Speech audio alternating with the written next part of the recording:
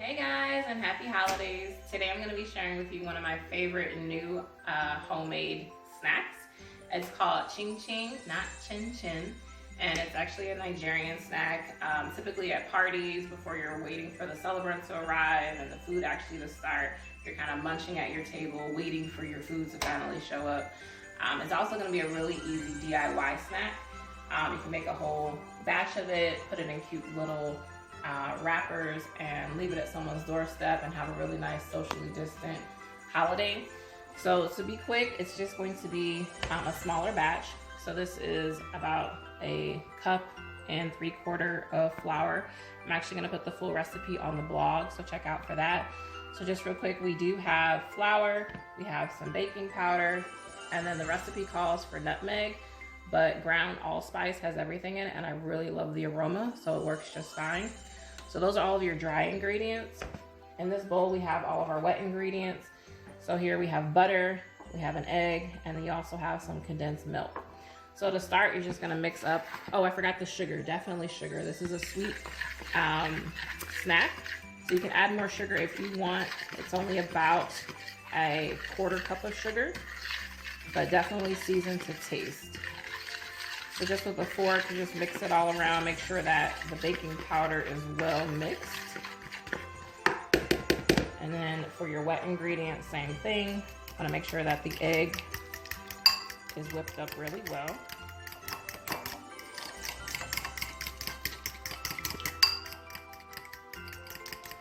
And it will be a little lumpy because it is the butter. So for the butter, I just put it in the microwave, not the microwave, for about 30 seconds just to make it soft.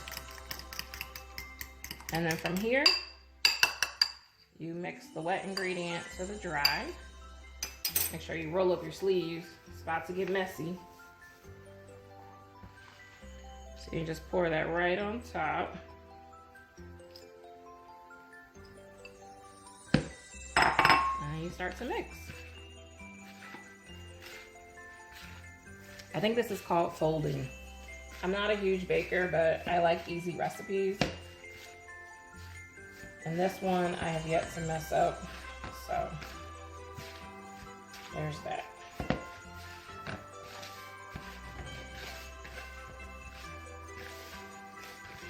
So you just gotta keep squeezing and kneading until you get all the flour mixed in there. If you feel like you've mixed as much as you can and it's still kind of dry, don't be afraid to add a little bit more milk or water just to get that nice firm consistency. So you see I have a little bit of crumbs on the end, so I am going to add a little bit of milk to mine.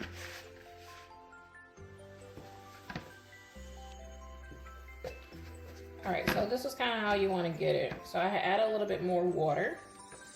And then I added a little bit too much water, so I added some more flour. You just want to get a nice consistent dough. You know, it's not really sticking to your fingers. So next we're going to roll out the dough. We're going to knead this a little bit more. So we always want to make sure you sanitize your counter. First, we want to make sure that our counter is very clean.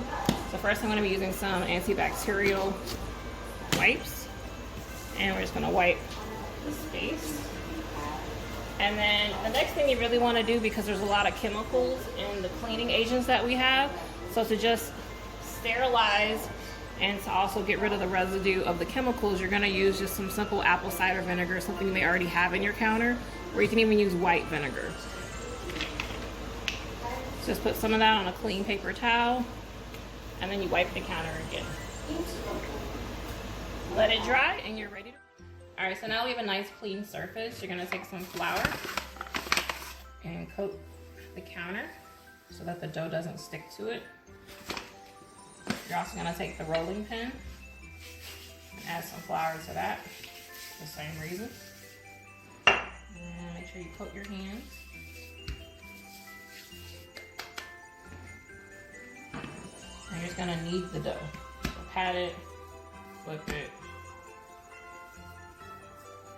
This also helps to make the ching ching a little flaky. And just do that a few times. Feel free to add just a little bit of flour so that it doesn't stick.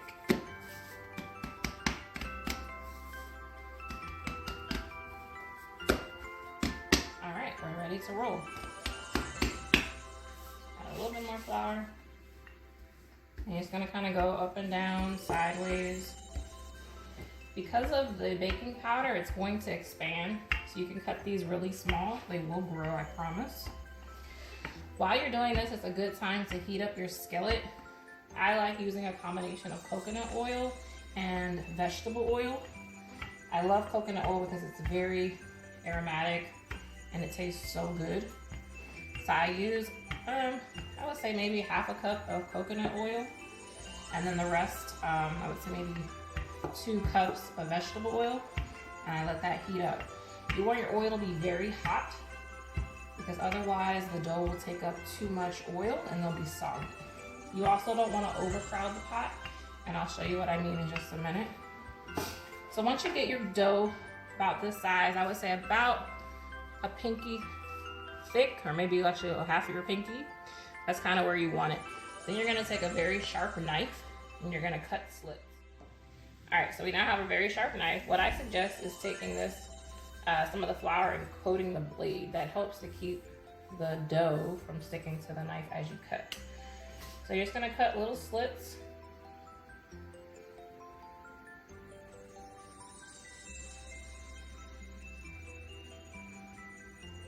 You want to try to make these as uniform as possible. It's okay if they're not perfect.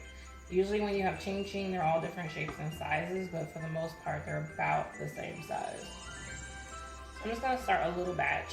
So from here, what I do is once I have all the pieces cut out, we're gonna go about this size. I put them on a plate to make it easier to transfer into the pot. So you see how it's kind of starting to stick? That's where you want to go back and add some more flour.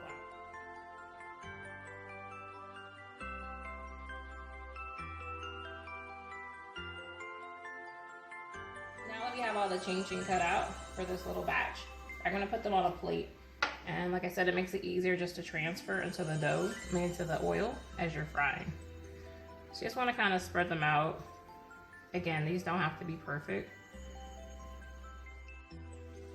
All right, and the last one. So this is kind of how it would look. And again, this is totally my style because it makes it a lot easier to transfer to the fryer. I'm not sure if that's how everyone else does it, but it works for me.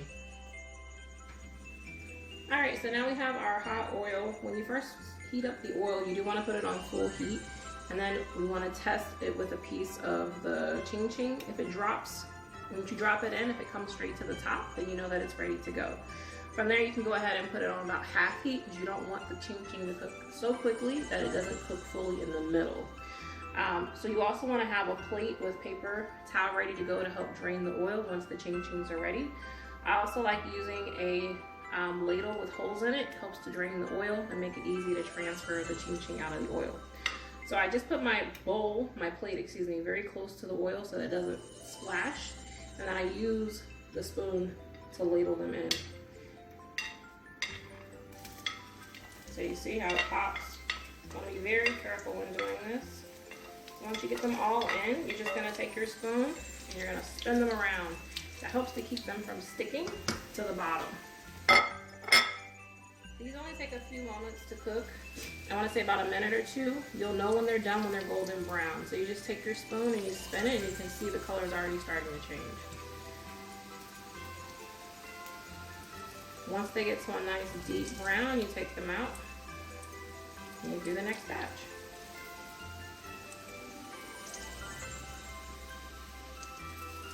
So these are ready. So just shake them out and drop them on the plate.